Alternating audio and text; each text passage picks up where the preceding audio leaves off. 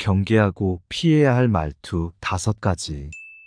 오늘 우리는 인간관계에서 경계해야 할 말투에 대해 이야기해 보려고 합니다. 우리의 언어는 우리가 생각하고 느끼는 것을 전달하는 강력한 도구이자 때로는 상대방에게 큰 영향을 줄 수 있는 무기가 될 수 있습니다.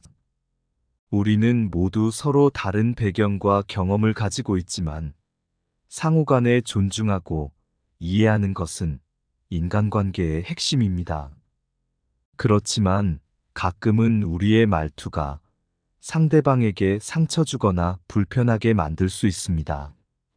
서로를 존중하고 상대방의 감정을 배려하는 말투가 얼마나 중요한지, 그리고 어떤 말투를 피하는 것이 좋은지 알아보도록 하겠습니다. 이 영상을 통해 우리 모두가 더 건강하고 풍요로운 인간관계를 쌓아나가는데 도움이 되었으면 좋겠습니다. 그럼 함께 시작해 보겠습니다. 첫 번째로 모욕적인 말투입니다.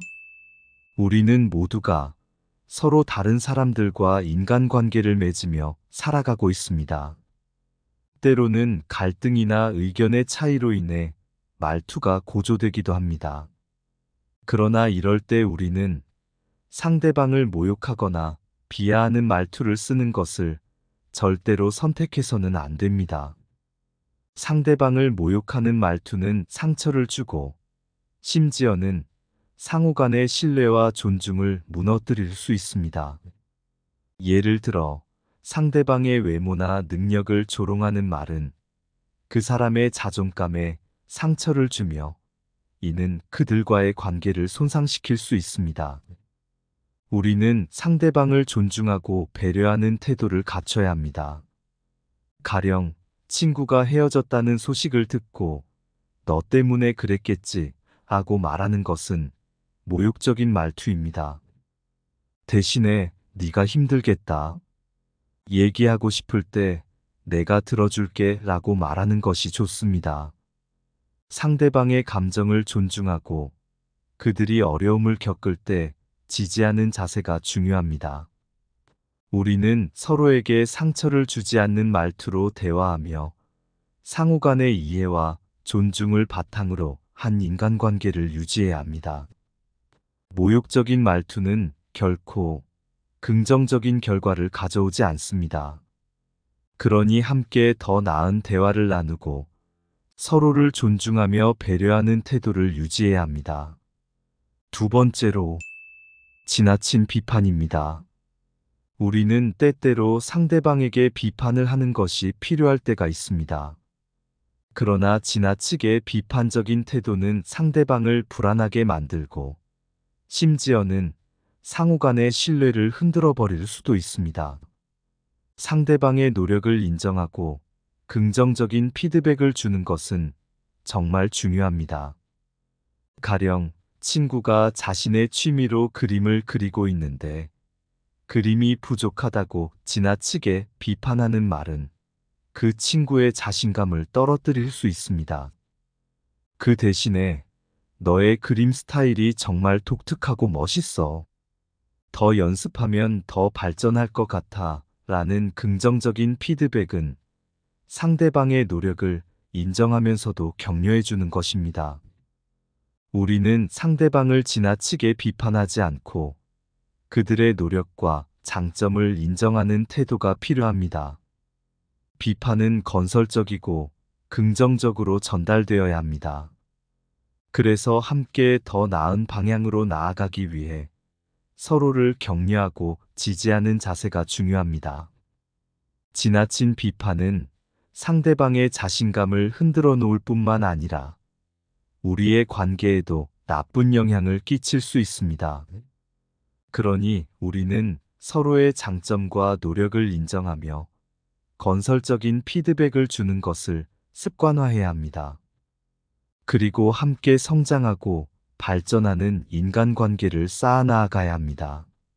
세 번째로, 강요적인 언어입니다.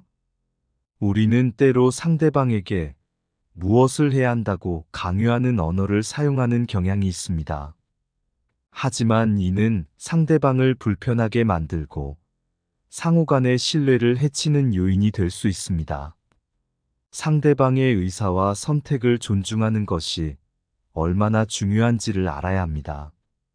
가령 친구가 운동을 하지 않아서 너는 꼭 운동을 해야 해 라고 강요하는 말은 상대방을 더욱 불편하게 만들 수 있습니다. 그 대신에 운동하면 건강에 좋을 것 같아서 함께 해보는 건 어때?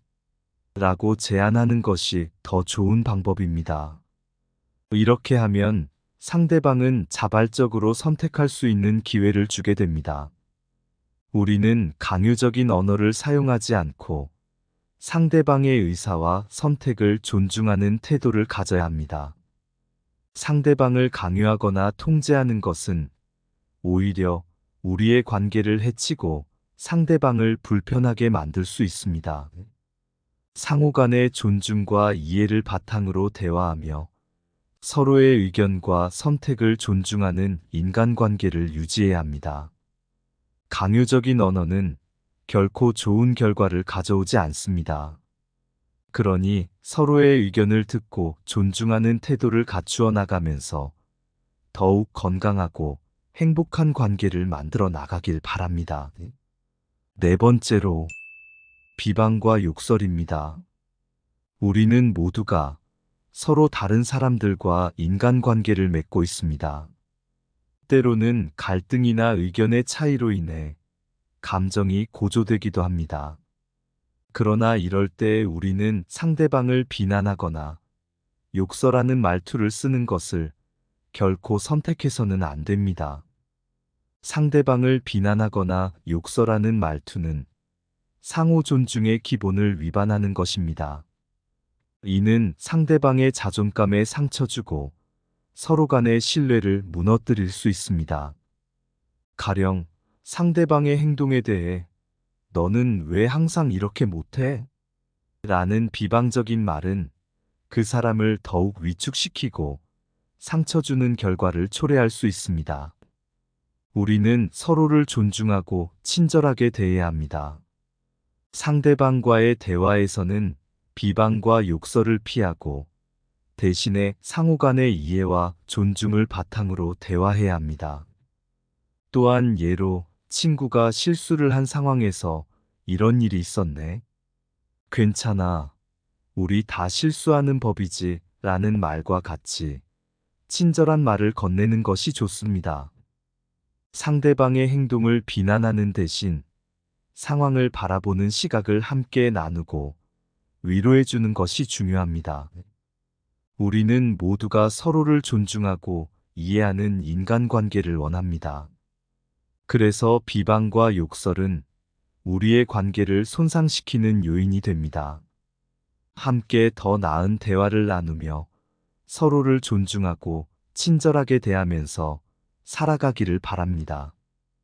다섯 번째로, 오만한 태도입니다. 우리는 자신의 의견과 견해를 가지고 있을 때 자신이 옳다고 확신합니다. 그러나 이때 중요한 것은 상대방의 의견과 견해를 존중하는 것입니다. 오만하거나 거만한 태도는 인간관계를 해치는 요인이 될 수 있습니다. 우리는 서로 다른 배경과 경험을 가진 사람들입니다. 때로는 서로의 의견이 다를 수 있습니다. 그럴 때 우리는 상대방의 의견을 존중하고 이해하는 자세가 필요합니다. 가령 회의에서 팀원들과 의견이 충돌할 때 내가 옳다, 너희는 잘못됐다 라는 태도로 말하는 것은 오만한 태도입니다. 대신에 우리가 서로 다른 의견을 가지고 있지만 함께 논의해보면 더 나은 방향을 찾을 수 있을 것 같아 라고 말하는 것이 좋습니다. 상대방의 의견을 경청하고 함께 협력하는 태도는 팀의 성과를 높일 수 있습니다. 우리는 오만하지 않고 서로의 의견을 존중하며 공감하는 태도를 갖추어야 합니다. 오만한 태도는 상대방에게 불편함을 주고 인간관계를 더 악화시킬 수 있습니다. 그래서 함께 일하고 살아가는 과정에서는 서로의 의견을 고려하고 존중하는 것이 중요합니다. 우리는 서로의 다양성을 인정하고 서로를 존중하는 태도로 인간관계를 발전시키고 함께 성장해 나가는 것이 중요합니다. 우리의 말투는 우리의 마음을 전달하는 강력한 도구이자 상대방과의 관계를 깊게 영향을 줄 수 있는 힘이 있습니다. 그렇기에 어떻게 말하는지는 우리 관계의 질을 좌우하는 중요한 요소입니다. 상대방을 모욕하거나 비난하는 말투, 지나친 비판과 강요적인 언어, 비방과 욕설, 그리고 오만한 태도는 서로의 마음을 다치게 하고 상호 간의 신뢰를 흔들 수 있습니다. 하지만 우리는 서로를 존중하고 이해하는 태도를 갖추면서 인간관계를 발전시킬 수 있습니다. 서로를 존중하고 이해하는 태도는 우리의 관계를 풍요롭게 만들어줍니다. 상대방의 감정을 고려하고 긍정적인 피드백을 주며 서로의 의견을 존중하고 공감하는 태도는 우리가 함께 성장하고 발전하는 데에 큰 역할을 합니다. 그래서 오늘 여기서 우리는 함께 다짐해 보고자 합니다. 상대방을 모욕하지 않고 지나친 비판을 하지 않고 강요적인 언어를 사용하지 않고 비방과 욕설을 삼가고 오만한 태도를 버리고 서로를 존중하고 배려하는 태도를 갖추어 나가기로 합니다. 우리의 말투는 서로를 이해하고 존중하는 인간관계의 건축자가 될 수도 파괴자가 될 수도 있습니다. 더 나은 말투로 대화하며 서로를 이해하고 지지하는 인간관계를 쌓아가면서 우리는 더 행복한 삶을 살아갈 수 있을 것입니다.